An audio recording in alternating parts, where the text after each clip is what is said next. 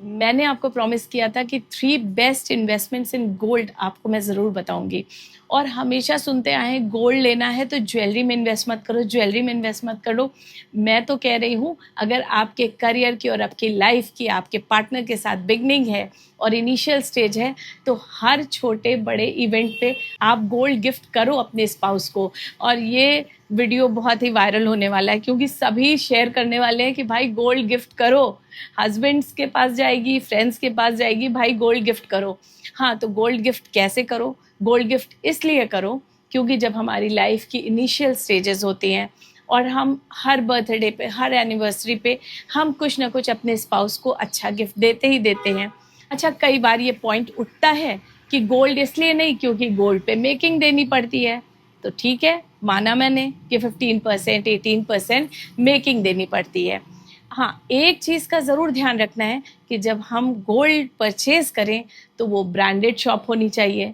दूसरी बात ये होनी चाहिए कि जब हम ज्वेलरी सेलेक्ट करते हैं तो हमको देखना है कि जिसमें मिनिमम परसेंटेज ऑफ मेकिंग हो, वही ज्वेलरी हम जो है वो सेलेक्ट करें। क्योंकि कभी कभी थोड़ा थोड़ा इनोवेशंस करके मेकिंग जो होती है वो बहुत हाई होती है, कभी 35% 40% तक भी होती है।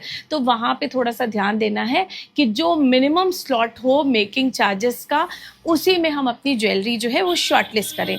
अब कोई भी इवेंट हमारे यहाँ होता है, चाहे वो बर्थडे हो या एनिवर्सरी हो, तो हम क्या करते हैं, अच्छे से अच्छा एक गिफ्ट अपने स्पाउस को देते ही देते हैं।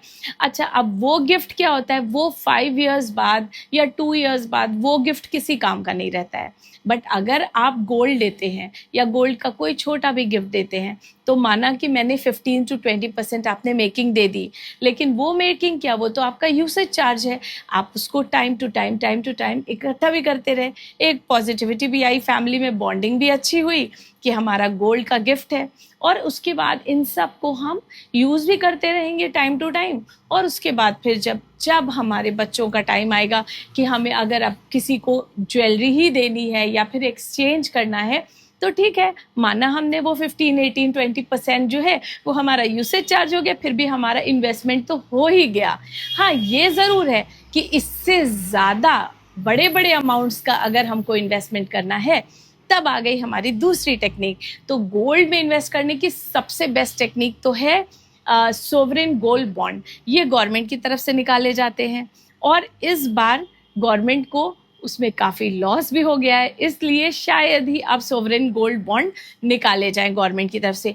मगर अगर निकाले जाएं तो बिना सोचे जा कर के ले लीजिएगा, बिकॉज वो सबसे, उसमें क्या है, 2.5% का आपको एनुअल इंटरेस्ट भी मिलता है, प्लस गोल्ड की जो हाइक होती है वो भी, गोल्ड रेट्स जैसे बढ़ते हैं वो हमारी वैल्यू भी बढ़ती चली जाती है हमारे इन्वेस्टमेंट की। तो गोल्ड में इन्वेस्ट करने का इससे बेस्ट तरीका तो कोई है ही नहीं। अब अगर सोवरेन गोल्ड बॉन्ड नहीं मिल रहा है, तो अब ये बात हो गई कि सोवरेन गोल्ड बॉन्ड अगर मिल गया तब तो अच्छी बात है, नहीं मिला तो नहीं मिला। तो दूसरा है हमारा गोल्ड ईटीएफ। अब हमारे जैसे निफ्टी बीज होते हैं, उसी तरह गोल्ड बीज होते हैं। अब गोल्ड बीज के लिए हमको उनकी यूनिट्स परचेज करनी है और अपने पोर्टफोलियो में रखना है।